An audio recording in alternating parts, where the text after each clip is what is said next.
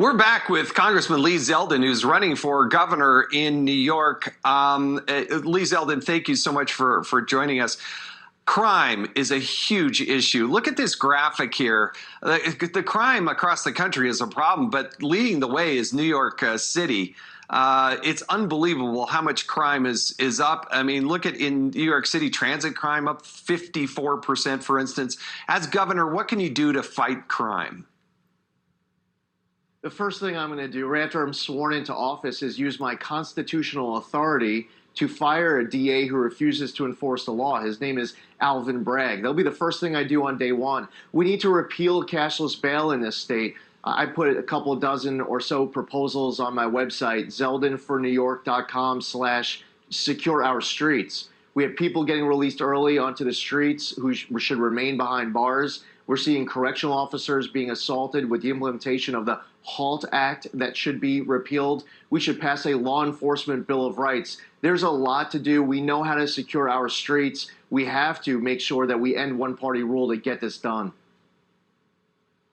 You know, crime's one issue. People aren't going to move to New York and be in New York with the crime as bad as it is.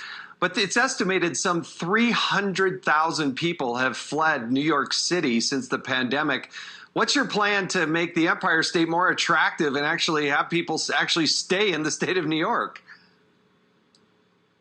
I feel like it's important to make life in New York more affordable, to make the streets and the subways and homes and businesses all safer. We should improve the quality of education inside of our schools. A lot of kids stuck in poor performing public schools. They should have access to a better quality education and respect freedom. Right now, you have Kathy Hochul calling on New Yorkers to be her apostles. She's restricting individual liberty. She believes that public service is about being served by the public. I believe that public service is about serving the public. So I feel like New York can head in a better direction in order to keep these New Yorkers here, but not with the direction we're heading right now.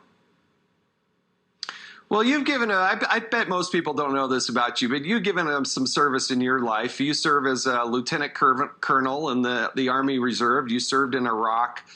You know, we're going into 4th of July, and it's time to reflect and thank America and salute the flag. What's your message to Americans and New Yorkers about this 4th of July weekend?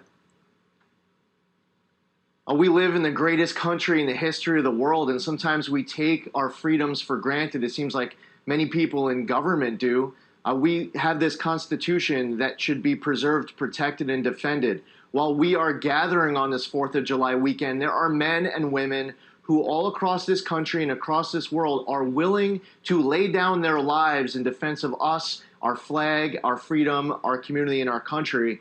So thank God for the generations of men and women who have stood up to serve, willing to sacrifice it all to protect what is the most exceptional country that this globe will ever see. It's something for all of us to be very proud of. Freedom is something for us to treasure and protect. Many are willing to die for it. Yeah, it's we're going to talk about this a little bit later with Tiffany Smiley, but it's kind of disgusting the way some people are treating the 4th of July and the flag. There are an untold number of people who are overseas serving our country right now. May God bless them and God bless the United States. Congressman, thank you for your service in our military, and we do appreciate you joining us here. Good luck, and good luck in your race.